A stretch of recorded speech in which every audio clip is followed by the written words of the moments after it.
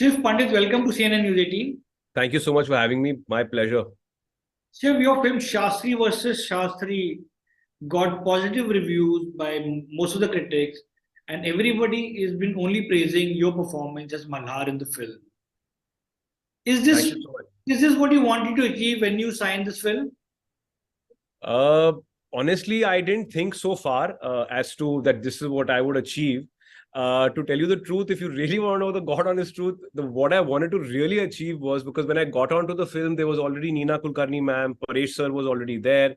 You had Amrita Subhash, Manoj Joshi, you had Teku Tilsania sir. So you already had these. I would not use the word veteran because Paresh sir gets very upset. यार तुम हर बार बूढ़ा बना देते हो. He gets very upset. But I would say that I would highly experienced and skilled artists already part of the project. So my only ख्वाहिश and my only interest at that time was कि अगर मेरी performance या मेरी acting हल्की सी भी कमजोर रही तो frame में I'll get easily pointed out कि this guy is नहीं यार ये थोड़ा पानी कम चाय, he's not been able to match up. Because when you have fine actors, if you don't come up with your A game, I'm not saying to surpass them, तो दूर वो तो chance ही नहीं है, but I'm saying at least if you have to match up to them, because otherwise it's so easy to single out the weak spot. So my actual endeavor was to make sure that I don't stand out as the weak link. I should just be able to put up a decent performance. No, you of course have given a very sincere performance. But the film talks about this father and son relationship in which the character that is played by you is called Malhar, Yeah. who wants to prove to his dad, Manohar, that's played by Paresh Rawal, and Malhar wants to prove to his father that he's not worthless. The film is an emotional drama. How emotionally taxing or exhausting was this whole process for you? So I always try to be a director's actor. I try to follow what the director tells me and I try to mold myself according to that. So even in this film, I mean, there was an instance I'll tell you where I had a real breakdown, not emotionally, but I was just not getting the lines correct or the emotion with the delivery correct. So I literally just went to one corner of the set and I was sitting down and I was just feeling like really sorry for myself. And it was just ridiculous. But it had gotten to me that, because we had to finish certain scenes in a stipulated amount of time and I was not being able to give the performance in the way I wanted or the director wanted. And I still remember the director just came and he sat down next to me, Shibu Prasad Mukherjee. And he came and sat next to me and he said, क्या हुआ, ठीक है? मैंने बोला, दादा मेरे से नहीं हो पा रहा है. I don't know, I think I'm just buckling under the pressure. He just looked at me and he squeezed my shoulder. He said, take 2 minutes, हो जाएगा, तू आजा वापस. So actually, it's not, it gets to you also some stuff like that, but you rely on your captain. And I always like relying on my captain. And every film of mine, I have such amazing relationships with my director only because they know that I surrender to them when I get on board a film. So then the obvious question, one of your co-stars in the film is Paresh Rawal, with whom you have many scenes. He's an acting powerhouse. Yeah. Oh, wow. So were you nervous at all while sharing screen space with him, while shooting with him?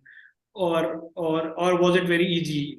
I was nervous for the first 2 days because not in terms of acting opposite him, but in terms of what is the protocol that I need to execute on set in a way, like how should I address him? Should I talk to him a little extra? Should I try to become friends with him? Like I've never met him, so how do I break the ice with him? Because for me, an off-screen relationship is equally, if not more important than an on-screen relationship, because if your off-screen relationship is mired in disharmony or a little bit of attitude or a little bit of distance, that reflects on screen. So, and I think Paresh sir is a classic example of this. I was feeling a little nervous as to how to approach him or to talk to him, but he made me feel so welcome and so loved that I knew that when I face him on screen, I don't have to now think Paresh Rawal is in front of me. Now my father, the character, is in front of me. Manohar Shastry is in front of me. Because I think oftentimes people talk about, oh, I was working with Mr. Bachchan and I mean, the thing is, of course, you as an actor, you are aware of who your co-stars are. But I think you should leave that awareness off screen. Because if you bring that awareness on screen, it's going to be detrimental to your performance. So then, do you know how easily he gets under the skin of each character? Do you now know? I asked him this question actually, and he said, Shiv, ab wo aa jata hai apne aap. I don't know. He's a very instinctive actor. Like I remember I was doing a scene with him in which I was, I wanted to do a couple of more takes, and it was not his scene, it was my scene. So I apologized to him between one take, and I said, sir, I hope you don't mind if I do a couple of more takes. He said, तेरे को 8-10 करने तू कर, मैं बैठा हूँ. So I think, when you're working with someone like this who just makes you feel so at ease and so comfortable, it sort of helps you in your performance, and I love the fact that, I had actually just worked with his son Aditya in Bombay Meri Jaan. So he's playing Chota Babban in that. I'm playing Ranveer Malik in that. And then when I came to this set, it was a great icebreaker for me because I told him, sir, Aditya's a friend, I've worked with him. But not like that was required, but he was very happy in terms of, because he knows the film is about him and me. So I think all experienced artists somehow realize that off-screen, a relationship to be developed is very important, which will help the on-screen relationship. I have to talk to you about your breakout hit, Shaitaan, that released in 2011. Is that one film which never bores you, even on a repeat viewing? Oh, yeah. I have to tell you very honestly, like I told you, I have great relationships with my directors. And Bijoy is someone who I consider a friend, a brother, and like my captain in terms of a director. I've always loved Shaitaan and what Bijoy. I mean, I don't think anyone has seen me like that even now. And I keep, with every film that he does, I keep telling him, Bijoy, what? Yeah, you're not casting me again. What is this going on here? I am dying to work with Bijoy again, and I'm putting it out there via you that Bijoy, if you're hearing this, I would love to work with you again. But that is one film, because that character that Bijoy created, rather I would say that character that Bijoy allowed me to create with him. He was so collaborative, I can't even tell you. In fact, I remember one instance, उस जमाने में BlackBerry होता था. मैं जमाना बोल रहा हूँ 2011 में ना, स्मार्टफोन इतने धड़ाके से नहीं आए थे, BlackBerry होता था. So I was so irritating to Bijoy because मैं scene के points लिखते रहता था that the body should fall this way because the force of attack has come this way. So this is the climax scene where I get killed because Kalki kills me. So I'd written it down that I got killed this way and the body should fall that way, and I took him to the side. I said, Bijoy, see all these things. He said, no, now you're getting out of hand. Just calm down and relax. But I think overall, he really appreciated someone who's so involved. And I think every director wants an over-involved kind of a guy, and not someone who's there to just do a job and go. Because, we are making magic at the end of the day. This is a passionate industry. Passion is what drives us, you know what I'm saying? So which was your favorite, or which is your favorite dialogue from Shaitaan? Bhaiya rishta hai ya gali. Yeah. The one which was there in the trailer as well. Yeah. That is actually quite a cool dialogue. You were also part of Shershaah. You played the role of Captain Sanjeev Jamwal. Do you think Shershaah deserved a theatrical release instead of going आपने जले पे नमक छिड़क दिया है. I was just telling someone the other day, I said, yaar, I said, I don't, if I'm sitting here, crying like I said, see, I should be happy because Shershaah for the love it's got. But, sometimes you just want that little extra.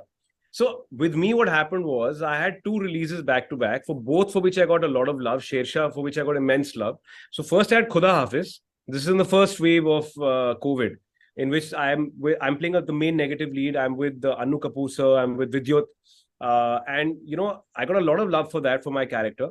So, and I kind of felt, yaar, ye agar theatre mein aati yaar, to ek achhi interesting trajectory ho jati, because in that sense. Then cut to Shershaah. Shershaah also, like, full bomb blast happened for Shershaah in terms of appreciation. But, again, it came on OTT. So, I wish if both these films would have come theatrically and they would have done good business, of course, it would have made a huge impact in not only my career, but everyone else's career. Not like it hasn't. I'm saying, but the impact would have been bigger because box office and trade then takes over. There's a different dynamic to the whole thing. So, Shiv, Bollywood has sort of experienced this OTT boom. There were so many series and films were made, especially in these last 2 years. Yeah. Today, how hard it is now for an actor to get hold of a good role or a good script? It is becoming, I won't say hard, but it's getting different by the day. I remember my journey started with FIR. I used to do I've done one television show called FIR. It was a comedy show in 2006. For a year, I did it. And after that, the digital revolution sort of took place in terms of an OTT by around 2015, 2013. So the industry also changed quite a bit. Earlier, if you were doing TV, it was not possible for you to break into films. There was a huge divide between television and film. So when I did FIR, I got a lot of resistance to break into films, but luckily Shaitaan happened for me, but I waited for the right project. But plus, I was never really a TV face. I had just done comedy in television. And then after Shaitaan came out, literally a couple of years after that, the OTT boom completely took everyone by surprise. And COVID sort of helped propagate that OTT boom because everyone was sort of stuck at home and watching OTT.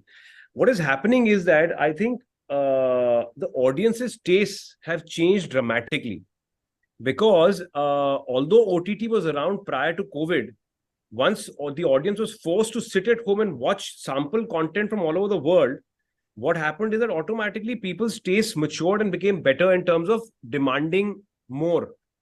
So I think right now, a lot of the OTT companies who have been making shows left, right, and center are doing a huge rethink in terms of how do they keep their subscribers onto their platform. Because a lot of times what happens is subscribers come on board to see the IPL or they'll see one movie, then they'll cut the subscription and they'll go off.